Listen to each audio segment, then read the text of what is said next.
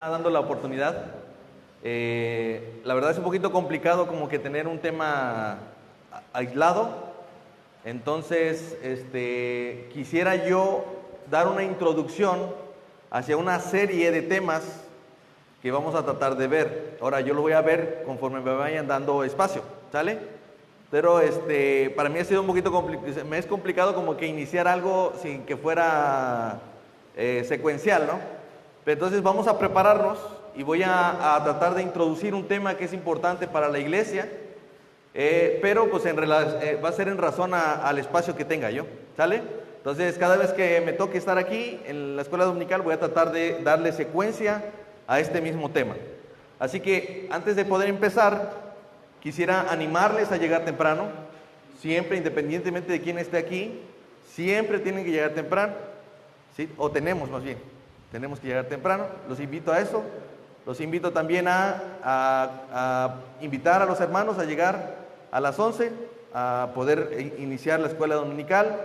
Y les pido, estemos orando mucho, ¿sí? Mucho por estos tiempos de enseñanza.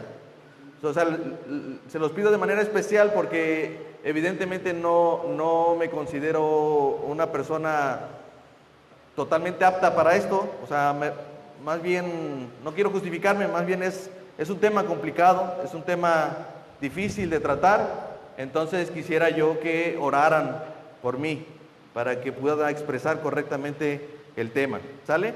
Entonces hoy vamos a comenzar con una introducción y he llamado a esta serie El Dios no conocido, ¿sí? Y básicamente voy a intentar mostrarles, es un esquema en el que podamos conocer el Evangelio a través de los atributos de Dios.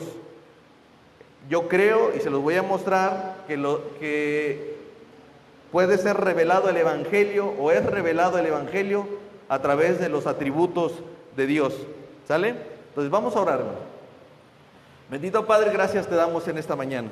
Tú eres quien nos guía, tú eres quien nos anima, nos exhorta, nos pone en lugares a veces difíciles, Señor, y queremos que tú nos ayudes y que tú nos hagas ver a través de tu palabra la grandeza de tu nombre, que seamos capaces de abrir nuestros corazones, Señor. Hoy te pedimos que tu Espíritu Santo haga esto, que abra nuestros corazones, haya un entendimiento, una disposición, una inclinación de nuestros corazones a abrir tu palabra y encontrarnos contigo mientras la estudiamos. Bendice a mis hermanos, Señor, a los que ya están aquí, a los que todavía no llegan. Ayúdales, Señor, apresura sus pasos.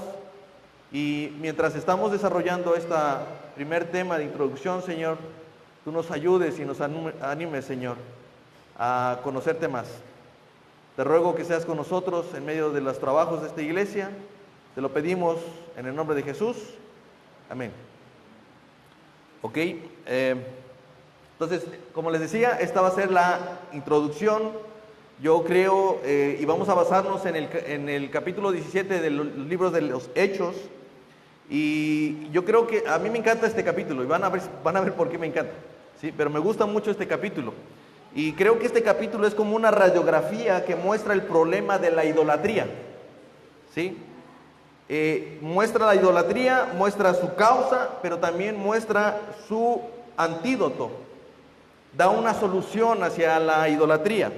Entonces, bien haríamos en mirar a detalle, estudiar, meditar y reflexionar acerca del discurso que Pablo va a emitir a raíz de este tema, ¿sí? Entonces, hace él un contraste de la vida de los atenienses en relación a la verdad de Dios, en relación al Evangelio. Y creo que ese también es un llamado para la iglesia. Así que el primer objetivo que creo que va a hacer o cumplir esta serie es el de confrontar nuestro estilo de vida, el tratar de mostrarnos a nosotros nuestra conducta y la forma de vivir nuestra vida cristiana, ¿sí? Hasta ahí vamos bien, ¿verdad? Y bueno, antes de poder entrar en el discurso de Pablo, vamos a ver un poquito del contexto. Vamos a ir al versículo 16 del capítulo 17 Pablo viene viajando él viene viajando de Berea, pero antes de eso él viene de Tesalónica. Él está haciendo un viaje de Tesalónica hasta Atenas. La razón por la que él se para en Atenas es porque estaba habiendo un poco de disturbio. Entonces él pasa a Berea y lo mandan o lo adelantan. Dice, vete, no sé, escóndete en el mar mientras vemos qué se hace. Y entonces Pablo llega a Atenas y simplemente deja una indicación que Silas y Timoteo le alcancen posteriormente. Entonces lo que está pasando aquí con Pablo es que Pablo se detuvo en Atenas. No era la intención llegar a Atenas, pero por un disturbio tuvo que llegar allí. Y mientras él está esperando a que le alcancen Silas y Timoteo, él decide no perder el tiempo. Y es lo que me encanta de este capítulo. En el versículo 16 dice, mientras Pablo los esperaba en Atenas, su espíritu se enardecía viendo la ciudad entregada a la ¿qué? Idolatría. Así que discutía en la sinagoga con los judíos y piadosos, y en las plazas cada día con los que concurrían. Y algunos filósofos de los epicúreos y de los estoicos disputaban con él, y unos decían, ¿qué querrá decir este palabrero? Y otros parece ser que es un predicador de nuevos dioses, porque les predicaba el evangelio de Jesús y la resurrección. Ese es el contexto. Lo que está sucediendo es que Pablo llega a Atenas y lo primero que se sorprende es de ver la idolatría de esa ciudad. ¿Sí? Tamaño de idolatría. Entonces Pablo hacía algo particular que hacía en todas las ciudades. Primero discutía en las sinagogas. Entonces él estuvo por mucho tiempo discutiendo en las sinagogas. Dice que con los judíos y hay unas personas piadosas.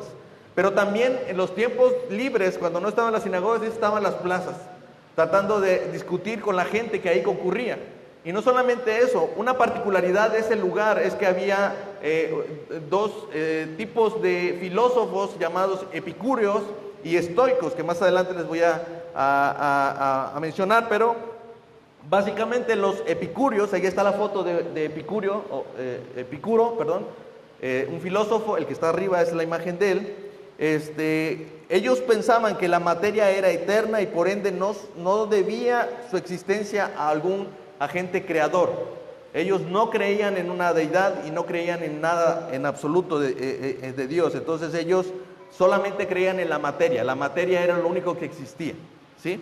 Y los epicúreos, como panteístas, ellos creían que la deidad era todo lo que existía. O sea, la deidad era parte de las sillas, de las piedras, de los árboles, incluso de ellos mismos. Entonces, debido a esto, era imposible creer que hubiera un creador. Eso no se creía. Entonces, esta es la idea de con quién se estaba enfrentando. A raíz de este enfrentamiento en esas plazas con estos, es que lo invitan a un lugar llamado el Areópago, ¿sí? Y es ahí donde él va a mencionar este tema. Ahora, yo quiero que noten que el tema que se está desarrollando, por el cual se desarrolla todo esto, es por la idolatría. Eso es lo que enardecía en el corazón de Pablo. Ahora, cuando dice la Escritura que se enardecía, no estaba hablando de una persona que se enojaba de manera superficial. Él en realidad estaba sintiendo en su corazón un sentimiento encontrado de cómo ver que la gente estaba sumida en la idolatría. Entonces, lo que le conmovía era la pobreza espiritual en la que se encontraba esa ciudad. Esa es la razón por la que él no estaba enojado como un fariseo, ¿sí? Él no estaba enojado como un hombre de letras, no, él estaba en realidad sintiendo en su corazón un sentimiento de tristeza y de celo por Dios, ¿sí? Pero eso no lo hizo como a condenarlos, sino que él decía, ellos necesitan la luz. ¿Y cómo lo sabemos? Por el discurso que él va a dar, porque a él lo invitan a un escenario más grande. Ahora, yo quiero concentrarme en esto, porque aquí hay un punto que yo quiero que vayamos a poner como parte de una premisa. Yo creo que la idolatría es el principio de todos los males. Pablo dice así, porque la raíz porque la raíz de todos los males es ¿qué? El amor al dinero. ¿Qué es eso? ¿Qué es el amor al dinero? Idolatría. Es idolatría. Es decir, nosotros podemos ver algo similar a esto cuando Pablo le dice a Timoteo en su carta, en la segunda carta a Timoteo, capítulo 3, versículo 1, dice: también debes saber esto, que en los postreros días vendrán tiempos peligrosos. ¿Por qué van a venir tiempos peligrosos? Según Pablo, dice: porque habrá hombres amadores de sí mismos. ¿Qué es eso? Idolatría. Estás amándote a ti mismo, te estás exponiendo como el ser supremo, ¿sí? Dice: amadores de sí mismos, avaros. ¿Saben qué es eso? Amor al dinero. Ese es su ídolo, ¿sí? Amor al dinero. Vanagloriosos, soberbios, blasfemos, desobedientes a los padres, ingratos, impíos, sin afecto natural, implacables, calumniadores, intemperantes, crueles, aborrecedores de lo bueno, traidores, impetuosos, infatuosos, amadores de los deleites más que de Dios, que tienen apariencia de piedad, pero que niegan la eficacia de ellos. O sea, Pablo estaba diciendo, aquí hay un problema, ¿sí? El problema es que en estos momentos hay gente que edifica grandes ídolos de piedra, de mármol, de oro, de plata, ¿sí? Pero dice: vendrán tiempos peligrosos cuando la gente no va a edificar eso, va a edificar altares espirituales a esos ídolos.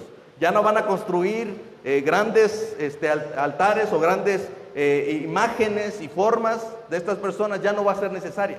¿Saben por qué? ¿Y cuál es el problema más grande? Que esto se iba a edificar dentro de las personas que se llamaban a sí mismas piadosas, ¿sí? Gente que podría decir: soy creyente, pero que negaba la eficacia de la piedad, ¿sí? Ese era el peligro de estos tiempos, cuando se levantan personas que dicen que son creyentes, pero en realidad están sirviendo y edificando templos y altares a dioses que no es el Dios, el único y verdadero Dios.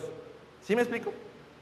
Ese es el peligro. Entonces, ¿qué es lo que está tratando de decir Pablo? ¿Y qué es lo que está poniendo aquí de relieve? Es que la idolatría sigue siendo un mal.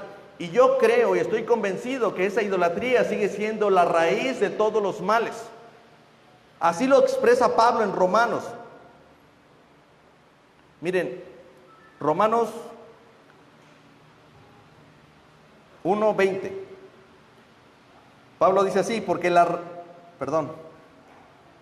también debes saber,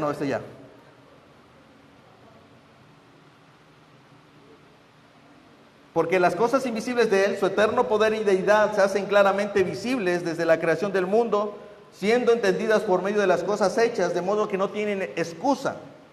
Pues habiendo conocido a Dios, no le glorificaron, ¿sí?, como a Dios, ni le dieron gracias, sino que se envanecieron en sus razonamientos y su necio corazón fue entenebrecido.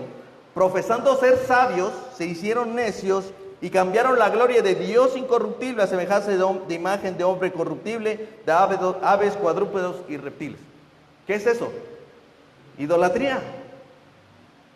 El problema, la raíz de todos los males es la idolatría. Tan es así que lo que produce es terrible. Más adelante dice, o sigue diciendo Pablo: por lo cual también Dios los entregó a la inmundicia, a las concupiscencias de sus corazones, de modo que deshonraron entre sí sus propios cuerpos, ya que cambiaron la verdad de Dios por la mentira, honrando y dando culto a las criaturas antes que al Creador, el cual es bendito por los siglos. El problema de la idolatría hacía que el hombre se creyera sabio en su propio entendimiento.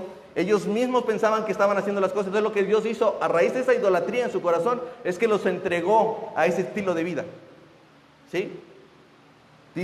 Sigue diciendo: por lo cual también Dios los entregó. O sea, no está diciendo que Dios los hizo inmundos o los hizo de esa manera. No, simplemente es como haber soltado algo de esta altura.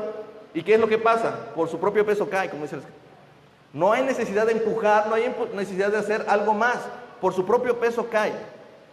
Entonces, cuando dice que Dios los entregó, simplemente dejó que vivieran como ellos querían.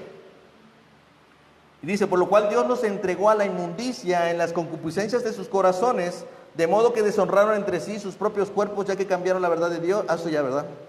Pero Dios los entregó a pasiones vergonzosas, pues aún sus mujeres cambiaron el uso natural por el que es contra naturaleza, y de igual modo los hombres también, dejando el uso natural de la mujer, se encendieron en su lascivia unos con otros, cometiendo hechos vergonzosos hombres con hombres, y recibiendo a sí mismo la retribución debida de su extravío. ¿Se dan cuenta? ¿Sí o no? La raíz de todos los males es la idolatría. Ya no es el poner un ídolo aquí, un dios.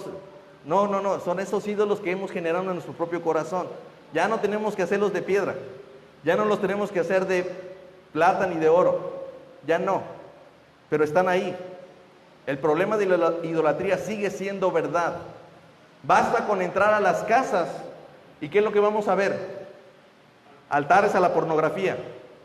¿Qué es lo que vamos a ver? Altares al sexo más que al amor. Vamos a encontrar altares al ocio.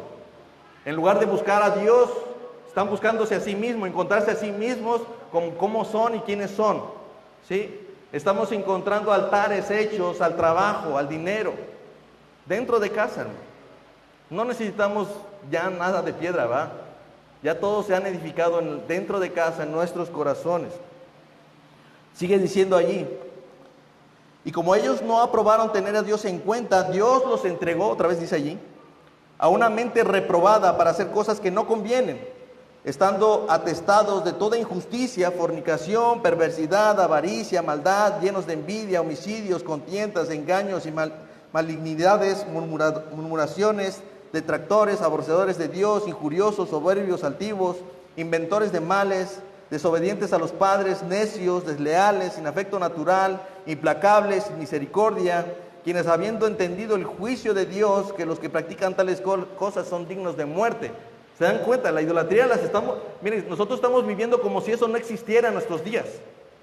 Como si eso no fuera una realidad el día de hoy. Y como si eso fuera solamente para los católicos.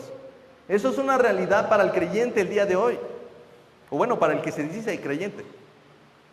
Están levantando dioses. Todavía tenemos el problema de la idolatría en medio de nosotros. Y el problema con esto es que el diablo quiere que ustedes o todo el mundo, todo el creyente crea que no es un problema del día de hoy, y sí lo es.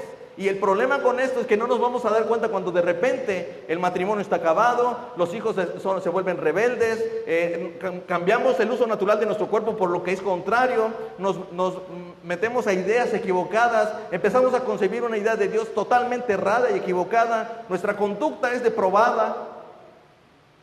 ¿A poco no es impresionante el mal que produce la idolatría?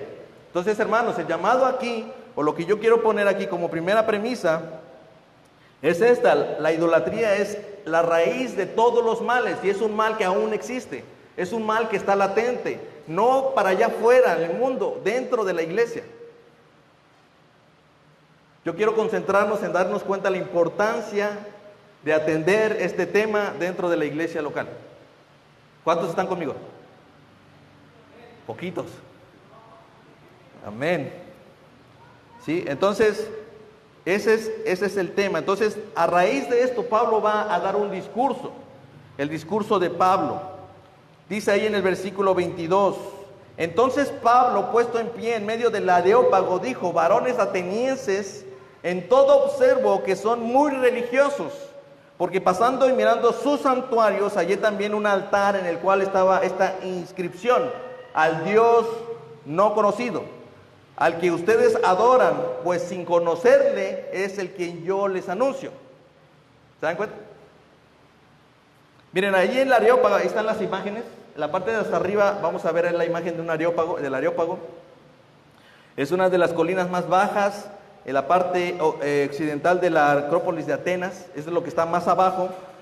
¿Sí? De esa montaña grandísima, eso fue edificado a la parte de abajo, con mucho propósito, con la intención de que pueda generar un eco y todo el mundo pudiera escuchar, incluso lo que estaba más arriba. Es conocida también como la colina de Ares o de Marte, en consagración a Ares, el dios de la guerra. Allí mismo en ese Areópago se hizo un juicio y se condenó al famoso filósofo Sócrates. Ahí es donde Pablo estaba hablando acerca del Evangelio, en ese lugar. Pero miren, algo que él miren, acuérdense que esto me gusta, porque a veces podemos confundir que el celo de Pablo era un celo que los iba a acabar, que los iba a condenar, los iba a mandar al infierno. Y Pablo comienza su disertación de una manera muy amable. No deja de decir la verdad, pero Pablo dice las cosas con certeza, pero con amor. Y miren lo que dice allí: Dice, ya puesto ahí, dice, varones atenienses, a todo observo que son muy religiosos. Ahora, cuando Pablo está diciendo que son muy religiosos, no los está elogiando por su fe o por ser creyentes. No, no, no. De hecho, una traducción de religiosos podría ser temerosos de dioses. En algunas traducciones eso es el ser supersticioso. O sea, en pocas palabras, Pablo le está diciendo de manera muy bonita, son supersticiosos. Me he notado que ustedes son supersticiosos. Se creen todo. ¿Qué es un supersticioso? Es aquel que cree sin fundamento racional. Atribuye un carácter mágico, sobrenatural a aspectos o sucesos, o piensa que determinados hechos son relacionados con la buena o la mala suerte. Esa es superstición. Para que se hagan una idea, hermano. Es allí donde estaba Pablo. En un lugar donde él decía, me doy cuenta que son sumamente supersticiosos, sumamente religiosos. Evidentemente no está diciendo que son creyentes, simplemente está manifestando su superstición. Y él dice, y he notado que tienen, o sea, ¿por qué dice que son muy religiosos? Por sus santuarios. Él dice, yo he notado que tienen muchos santuarios, y en realidad tenían bastantes. De hecho, van a ver, el que está abajo es el Partenón. Ese era el más grande de todos los que tenían ahí, y ese fue edificado en nombre de Atenea, ¿sí? De una diosa. Y no solamente ahí estaba esa diosa, había otros dioses, y había otros altares allí, pero eran grandes sus santuarios hacia esos dioses. Pero me llama la atención cuando él dice, allí también, allí un ¿qué? Un altar. Miren, ahí está la imagen del altar. En comparación con el santuario que tenían de la diosa Atenea, también tenían ese tipo de altarcitos. Esa de piedra que ven en medio es un altar. Probablemente se dice que ese pudiera ser el altar al cual se refería Pablo cuando decía, he hallado también un altar al Dios no conocido. De hecho, esos altares sucedieron porque en alguna ocasión los atenienses tuvieron una pandemia, una pandemia, donde ellos no podían controlarlo, era imposible detenerlo, no sabían cómo hacerlo. Entonces vino un hombre llamado Piménides, espero haberlo dicho bien, un poeta cretense, y les dijo, ¿saben qué? Vamos a hacer una cosa, como hemos orado a los dioses y hemos pedido a los dioses y no se nos responde y no sabemos cuál es el que nos va a responder, dice, agarren ovejas negras y blancas y déjenlas desde el Areópago hasta arriba, dejen que caminen solas y que anden solas, y donde se sienten a descansar, ahí donde se paren, ahí las sacrifican donde esté el santuario más cercano, ahí es a quien van a sacrificar. Y cuando no haya un santuario o un altar a un dios que esté cercano, ponen uno que diga al Dios no conocido. ¿Por qué? Porque ni siquiera ellos creían en esos dioses, y esos dioses no le respondían, y entonces decían, pues vamos a hacer por si acaso se nos pasó alguno al Dios no conocido. Entonces Pablo observó eso, el tamaño del santuario a la diosa Atenea, y ve también altares pequeños. Su idolatría era impresionante. Ellos abarcaban hasta lo grande y hasta lo pequeño, ¿sí? Y por si se nos olvidaba algo, vamos a hacer uno que diga al Dios no conocido. Y esa es la idea, hermanos. Yo quiero concentrarme, quiero poner mi segunda premisa en relación a esta frase de Pablo. Esa es mi segunda premisa. Lo que produce la idolatría es una falta de conocimiento de Dios, ¿sí? La razón por la que los atenienses estaban inundados de idolatría es porque no conocían al Dios verdadero, ¿sí? No conocían, no tenían conocimiento de ese Dios verdadero. ¿Saben lo que dice el Antiguo Testamento? Mi pueblo pereció, ¿por qué? Porque no conocen a Dios. Es decir, nosotros, gracias a Dios que nosotros no estamos en nosotros. Hay personas que llevan años en la iglesia y están tal como llegaron. No han pasado de 3, 4 libros de la Biblia. O sea, no han crecido espiritualmente. No han avanzado, y su idea acerca de Dios probablemente es supersticiosa. Probablemente la razón por la que vienen a la iglesia es por una superstición. Es que si no voy me va a ir mal o algo va a pasar. Ahorita tengo problemas en la casa, entonces voy a la iglesia porque seguro de esa manera Dios al menos me va a ver que estoy en la iglesia y entonces me va a responder. Eso es superstición. Esta frase es lo que se convirtió como el catalizador de este estudio, ¿no? El darnos cuenta que de repente hay gente que se dice llamar creyente, pero que no conoce a Dios. No lo conoce. Y no me malinterpreten, hermanos. Probablemente saben cómo es una iglesia, a la hora, qué pasa a la hora de cantar, que se saben las canciones, sí se saben algunos versículos de memoria, saben qué responder en ciertas cosas, saben las palabras, Dios te bendiga, gracias a Dios, todas esas frases se las saben, todas esas. Pero no significa que con eso conocen a Dios, ¿sí? Entonces a mí me llamó y me impresionó tanto esta frase, porque puede ser que muchos estamos en la iglesia sin conocer a Dios. Y estamos edificando altares al Dios desconocido. Pero Pablo dice allí, al que ustedes adoran, pues sin conocerle, es al que yo les anuncio. Así que no está perdido el panorama, ¿no? O sea, aunque es pésimo, aunque es algo catastrófico, el panorama no es malo, ¿no? Porque aunque ahora no lo conoces, la idea es que lo conozcas. ¿Cuántos dicen amén? Hay que conocer a Dios y debemos saber quién es al que venimos a adorar. Yo tengo necesidad de saber quién es aquel que me rescató, quién es el que me salvó, por qué lo hizo. Es necesario conocerlo a Él.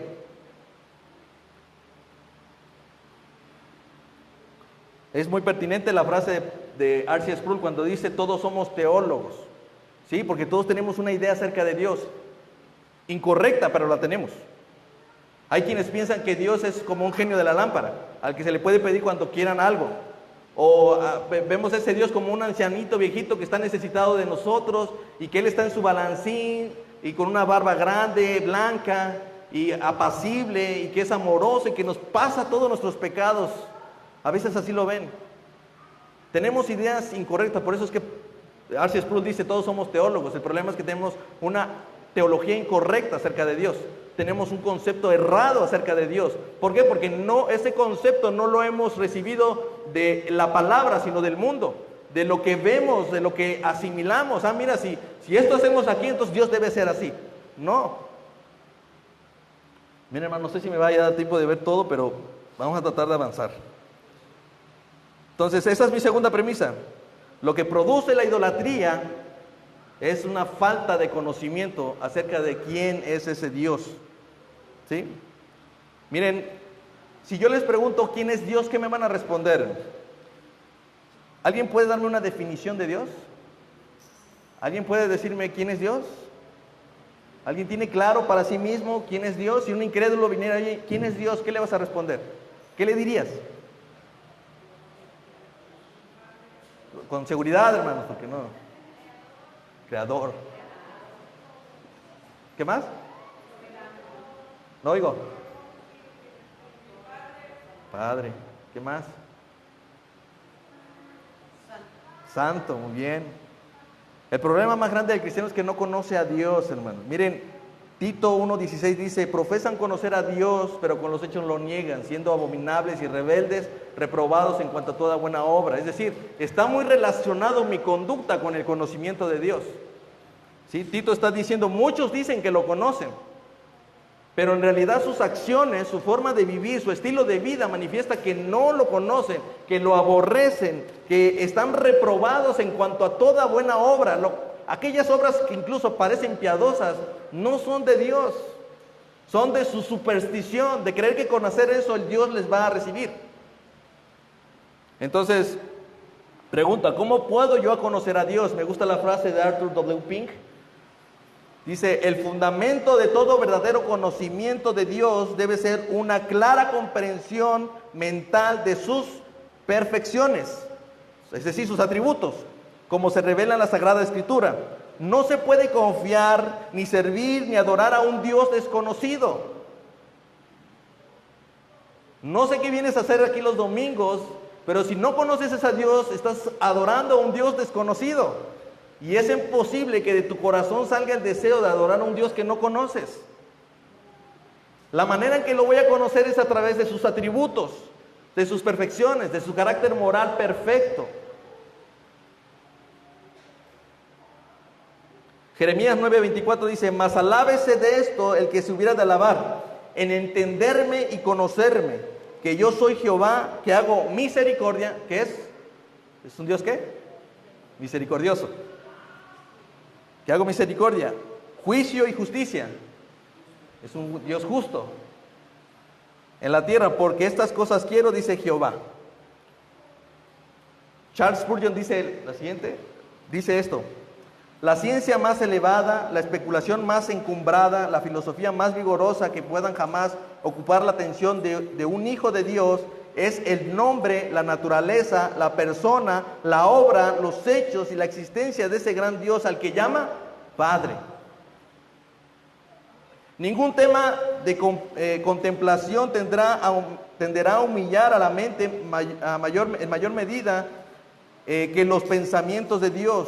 Nada hay algo que desarrolle tanto el intelecto, que magnifique tanto el alma del hombre como la investigación devota, sincera y continua del gran tema de la deidad. Eso es lo que dijo Charles Spurgeon. Y eso es lo que precisamente Pablo está haciendo en su discurso. Vamos al siguiente. Pablo está expresando a través de su discurso los atributos de Dios. Lean conmigo, dice: el Dios que hizo el mundo y todas las cosas que en él hay, ¿qué es? Es creador, es poderoso, eterno, majestuoso. Solamente esa frase, y yo puedo, es las que me vinieron a la mente. Pero piensen en los atributos de Dios cada vez que Pablo está diciendo algo como esto.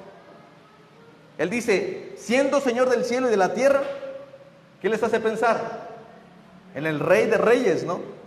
En un Rey soberano. Dice: no habita en templos hechos por manos humanas. ¿Qué les está diciendo a los atenienses? Que ese Dios el que ellos no conocen, el cual Él anuncia, Él es espíritu, no es de carne. Por eso tienen tantas ideas erróneas acerca de ese Dios. ¿Sí? No es de carne, Él es espíritu, Él es santo, Él está en un lugar que no puede ser alcanzado. Ni es honrado por manos de hombres, dice Pablo, como si necesitara algo de ello. ¿En qué les hace pensar? Es un Dios suficiente, Él es único, es trascendente, Él está en un lugar inaccesible.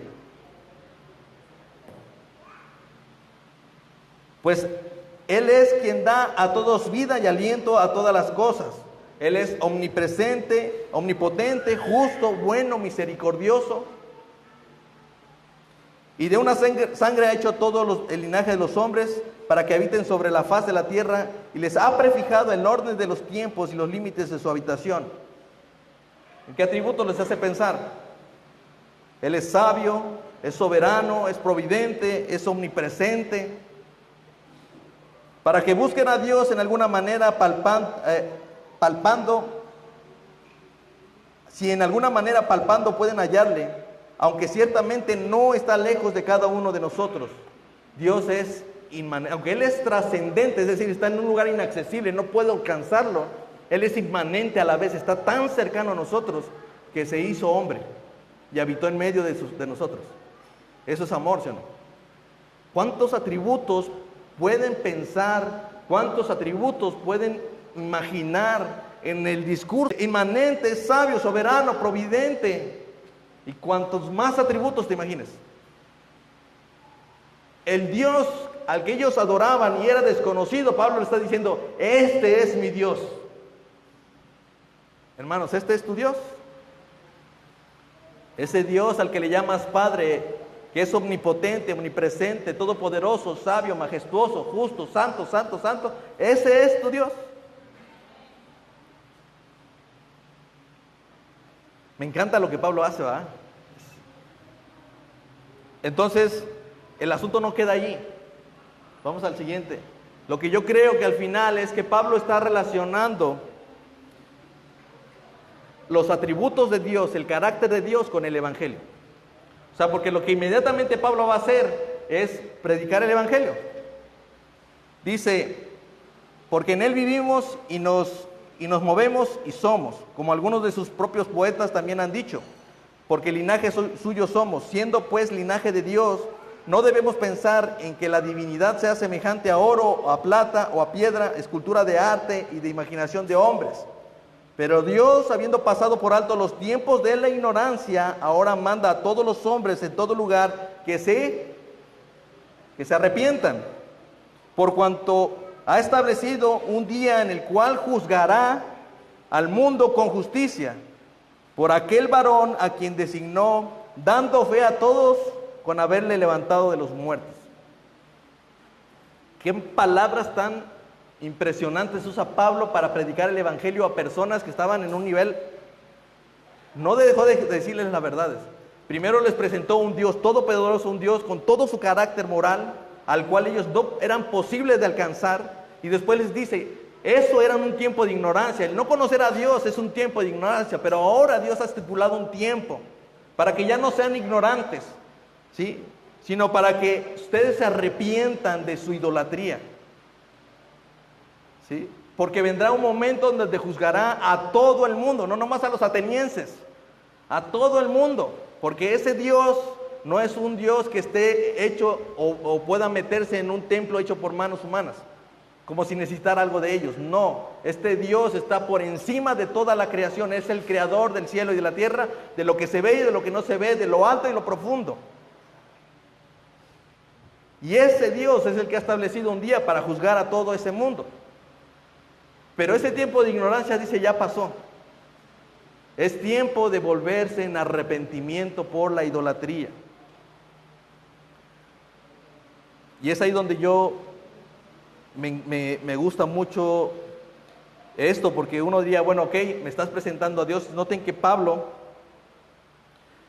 no solo dio un concepto apropiado de Dios a los atenienses, como para pulir su teología, su mala teología, sino que Pablo conectó el carácter del único Dios verdadero con el evangelio de Jesucristo. Porque uno debe entender esto, hermanos. Dios está en lugar accesible. Dice 1 Timoteo 6:16, el único que tiene inmortalidad, que habita en luz inaccesible, a quien ninguno de los hombres ha visto ni puede ver. ¿Cómo puedo yo adorar y conocer a un Dios que yo no puedo ver? ¿Alguien sabe? ¿Cómo puedo yo adorar, conocer, relacionarme con un Dios que no lo puedo ver? A través de la fe, a través de la persona de Jesucristo. ¿Sí? Juan 14:8 dice, Felipe le dijo, Señor, muéstranos al Padre y nos basta. Y Jesús le dijo, tanto tiempo que yo estoy con ustedes y no me han conocido, Felipe. El que me ha visto a mí, ha visto al Padre. ¿Cómo pues dice, muéstranos al Padre? Porque en Él habita corporalmente la deidad, ¿sí? Como dice Colosenses 2:9, la plenitud de la deidad. La forma en la que Dios estableció que el hombre conociera a Dios es a través de Jesucristo. A través de Jesucristo. Y esta, dice Juan 17:3, y esta es la vida eterna, que te conozcan a ti, el único Dios verdadero, y a Jesucristo al que tú has enviado. La manera en la que nosotros vamos a conocer el carácter moral de Dios es a través de la persona de Jesucristo. Ahora, no estoy diciendo que no esté hablando del Padre. Lo que estoy diciendo es que yo voy a poder entender y tener una relación con el Dios Todopoderoso a través de Jesucristo, con el Dios sabio, completamente sabio a través de Jesucristo. La manera en la que yo me voy a relacionar con ese Dios 3 veces santo es a través de Jesucristo. Y eso es lo que Pablo está diciendo en su discurso. Ese tiempo de ignorancia pasó y ahora manda a todos los hombres en todo lugar que se arrepientan, por cuanto ha establecido el día en el cual juzgará al mundo con justicia. ¿Por quién? ¿Qué dice ahí? Por aquel varón. ¿A quién se refiere? A Jesús, porque es el que resucitó de los muertos. Dice ahí, por aquel varón, es decir, a Jesús, a quien designó, dando fe a todos con haberle levantado de los muertos. Ese es el evangelio. Si recuerdan el contexto, Pablo lo que está diciendo ahí es que dice en el versículo 18, les predicaba el evangelio de Jesús y la resurrección. O sea, ellos ya estaban escuchando quién era Jesús, qué sucedió con él. Lo que está diciendo en el Areópago no es otra cosa que el evangelio. ¿Se dan cuenta cómo Pablo está conectando los atributos de Dios con el evangelio? Eso es impresionante. A mí me impacta eso. Entonces hay una serie de pasos que Pablo está usando en su sermón. Primero, Dios no fue creado, Él es creador. Dios es el único Dios verdadero. Dios ha hecho a los hombres de tal manera que de manera instintiva puedan hallarle. Los días de ignorancia serán pasados por medio del arrepentimiento. El día del juicio se acerca. El medio de rescate es la fe en Cristo Jesús.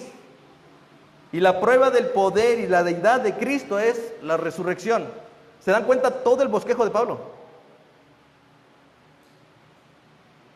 Y eso es lo que nosotros vamos a intentar hacer un esquema.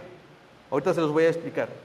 Pero vamos a tratar de hacer un esquema. Lo que voy a tratar es que cada vez que veamos un atributo podamos establecer ese mismo esquema de Pablo. ¿Sí? Ahora, al final, los últimos versículos dice, pero cuando oyeron, vamos a ver la respuesta de la gente. Pero cuando oyeron lo de la resurrección de los muertos, unos se burlaban y otros dijeron, ya te oiremos acerca de esto en otra ocasión. Y así Pablo salió de en medio de ellos, mas algunos creyeron, juntándose con él, entre los cuales estaba Dionisio el Areopagita, una mujer llamada Damaris, y otros con ellos. No dice la cantidad, pero el evangelio tiene poder para salvar. Lo que Pablo hizo es eso, presentar el evangelio a través de los atributos de Dios. Él hace primero una expresión de los atributos de Dios y a raíz de eso muestra su pecado y entonces les manifiesta el evangelio. Eso es lo que está diciendo. Entonces vemos básicamente tres respuestas. Unos rechazaron a Pablo, otros fueron indiferentes y dicen, pues dame chance, te voy a escuchar en otra ocasión, ¿no? No me es tan importante lo que dices, pero... Y otros creyeron. Hermano, ¿cuál será tu respuesta al llamado de Dios a través de este estudio? Solo pueden ser estas tres: o lo rechazas, o eres indiferente, o en realidad te arrepientes a través del evangelio de Cristo. Es mi deseo y es la oración que cada uno de nosotros seamos confrontados a través de esto y que de esta manera podamos conocer más a aquel al que venimos a adorar. Y básicamente lo que voy a mostrarles es un esquema de qué es lo que vamos a estar haciendo. ¿Sí? Ese es un esquema de estudio en la siguiente. En la siguiente, por favor. Ese esquema de estudio se comprende en 4 partes y basándome en lo que Pablo hizo. Primero es el estándar, los atributos de Dios. Vamos a estar viendo cada uno de los atributos de Dios, los que me sean posible. Y vamos a estudiar cada atributo, vamos a conocer a Dios a través de sus atributos. Y entonces vamos a poner ese estándar. Porque uno de los problemas con el hombre es que se mide con el hombre mismo. ¿Sí? La manera en la que el hombre, los atenienses, estaban midiendo su religiosidad era a través de dioses hechos de piedra. Dioses que no les contestaban. Dioses que eran ingratos, dioses que era imposible alcanzarlos, ¿sí? O conocerlos o entenderlos. Por eso se hicieron esas historias griegas, esos mitos griegos acerca de esas deidades. Entonces, el estándar no va a ser el hombre, yo no me voy a medir con el hombre, ni con el hombre más bueno ni con el hombre más malo, que es la tendencia del hombre. Cuando le preguntan, ¿y tú eres bueno? ¿Qué dicen? Bueno, no soy tan bueno, pero tampoco soy tan malo como aquel que asesinó o como aquel que robó. ¿Con quién me estoy midiendo? Con el hombre. Pero no es con el hombre con quien te tienes que medir. El estándar es Dios. Y una manera de saber ese estándar es a través de sus atributos. ¿Sí? Eso es lo que Pablo dice. La manera de medir tu idolatría no es a través de estos dioses, es a través del único Dios verdadero. Un Dios santo, todopoderoso, majestuoso, único, trascendente, inmanente, bueno, poderoso, etcétera, etcétera. Bueno, cuando yo tenga ese estándar con el que el hombre se va a medir, que son los atributos de Dios, lo que va a suceder es que vamos a ver un contraste de ese hombre en relación al atributo de Dios. ¿Sí? El hombre va a estar a la medida de los atributos de Dios. Evidentemente, cuando hablemos de la bondad de Dios, pregunta, ¿el hombre será tan bueno como Dios? No lo puede. ¿Qué es lo que va a revelar? Su pecado. El pecado va a revelarse a la luz de los atributos de Dios. ¿Sí? Cuando yo me doy cuenta que Dios es bueno, yo no lo soy, se muestra mi maldad, ese es mi pecado. ¿Y qué voy a hacer ahora con mi pecado de maldad? Bueno, entonces ahí se presenta el Evangelio. ¿Sí? El Evangelio como una respuesta que vienen o se revelan de los atributos de Dios. Quiero que noten esto, hermanos. Dios está diciendo, yo soy tan bueno que cuando te veo a ti, tú no me llegas, no hay manera de que me alcances. Esa es la idea, que tú puedas ver tu incapacidad de alcanzar la divinidad de Dios, la perfección de Dios, para que se manifieste tu pecado. ¿Con qué intención? Con la intención de que necesites un Salvador, con la intención de que cuando oigas el Evangelio tenga sentido. ¿Y sabes qué? Ese Evangelio emana de los atributos de Dios. Porque tú no tienes que ser bueno. ¿Quién es el que tiene que ser bueno? Cristo. Cristo es demasiado bueno para ti. Él ha hecho todo por ti. Entonces el estándar que es inalcanzable para ti solamente está ahí para mostrarte que es imposible que tú lo alcances. Y manifiesta tu pecado. Y entonces una vez puesto tu pecado delante de ti, hay una convicción de pecado y tienes la necesidad de un Salvador que sea demasiado bueno, no como tú. Entonces el cuarto esquema es el Evangelio, la revelación que viene revelado de los atributos de Dios. Ese es el esquema que vamos a seguir. Vamos a estudiar un atributo, nos vamos a medir conforme a ese atributo y después va a evidenciarse mi pecado, pero la buena noticia es que Cristo hizo todo por mí. Amén. Esa es la idea, hermano. Eso es lo que quiero que podamos hacer. Entonces, como lo último que te voy a mencionar ahí, hay un propósito. Cuando vemos a David, bueno, el salmista, en el Salmo 119, encontramos algunas aseveraciones importantes. Porque esto es lo que debe tener nuestro corazón ahora, ¿no? Dice Salmo 119, 18, abre mis ojos y miraré las maravillas de tu ley. Miren, la gente puede abrir la Escritura y no se maravilla de lo que está dicho ahí. Por eso debemos rogar a Dios que abra nuestros ojos para mirar con maravilla la ley de Dios. ¿Sí? Lo que el salmista anhelaba no era adquirir un conocimiento teórico, sino un conocimiento práctico acerca de Dios. O sea, la idea de este estudio no es llenarnos de intelecto. La idea de este estudio es que esto me sirva para mi vida, el diario vivir, mi lucha contra mi pecado. ¿Sí?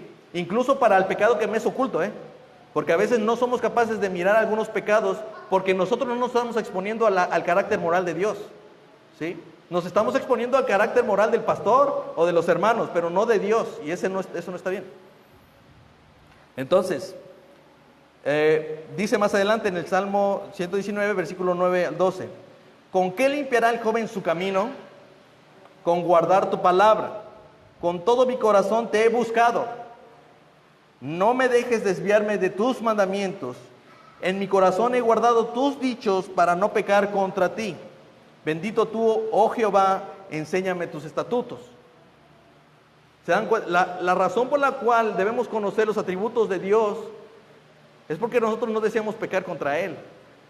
Y una de las cosas que debemos hacer es memorizar versículos. Es lo que está diciendo allí.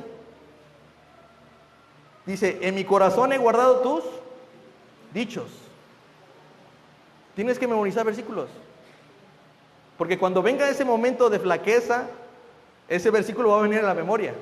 Y entonces tendrás esa palabra que es una espada de Dios, será una verdadera espada contra tu pecado. ¿Sí? O sea, esa palabra de Dios no es solo conocimiento, es una herramienta para vivir tu vida. Por eso dice el salmista, ¿sí? En mi corazón he guardado tus dichos. ¿Para qué? Para no pecar contra ti. O sea, esto no es algo poético solamente, es un consejo muy práctico de parte del salmista. Memoriza, guarda en tu corazón los dichos de Dios, sobre todo en aquellas áreas donde estás pecando, en aquellas áreas donde te cuesta trabajo, donde luchas. Memoriza esos versículos, porque dice allí que si los guardas en tu corazón, los has hecho con una intención, para que cuando venga la tentación, esa sea un arma contra tu pecado. Entonces, si adquirir conocimiento teológico es un fin en sí mismo, si estudiar la Biblia no representa un motivo más elevado que el deseo de saber todas las respuestas, entonces nos volveremos encaminados directamente en un estado de engreimiento y autoengaño. Seguiremos en idolatría. Si nosotros estamos simplemente adquiriendo más información y mi deseo en realidad no es querer conocer a ese Dios verdadero y serle fiel a ese Dios verdadero, adorar en espíritu y verdad a ese Dios verdadero, ¿sí? Lo que va a suceder es que voy a creerme más inteligente que los demás, más apto que los demás, pero solamente estaremos en un engaño.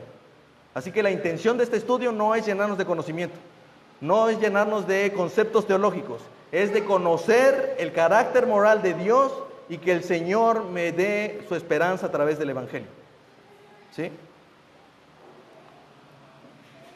Y bueno, finalmente, hay unos libros que yo estoy estudiando, les recomiendo, que hablan acerca de los atributos de Dios, que son los que estoy estudiando para poder desarrollar los atributos de Dios.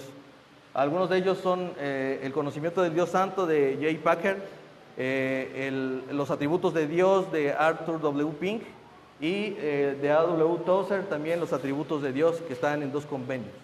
¿Sí? Si ustedes me mandan un mensaje, les puedo compartir el de los atributos de Dios, que es un libro que ya está libre. Es un libro que lo regalan incluso en una librería, no me recuerdo cómo se llama, Chapel Library o algo así. Eso, o sea, son libres, esos libros son libres, no todos más que el de los atributos de Dios. Es un libro, si tú me mandas un mensaje, yo te lo comparto, ¿sí? Y podemos estudiar juntos los atributos de Dios. ¿Sale? Entonces, esa es lo que yo quiero o intentaremos hacer cuando se me dé la oportunidad. Estaré presentando un atributo, ese atributo nos va a confrontar y resultado de ello vamos a estudiar, vamos a encontrarnos con el Evangelio de Jesucristo. Amén. ¿Alguna duda? ¿Alguna pregunta?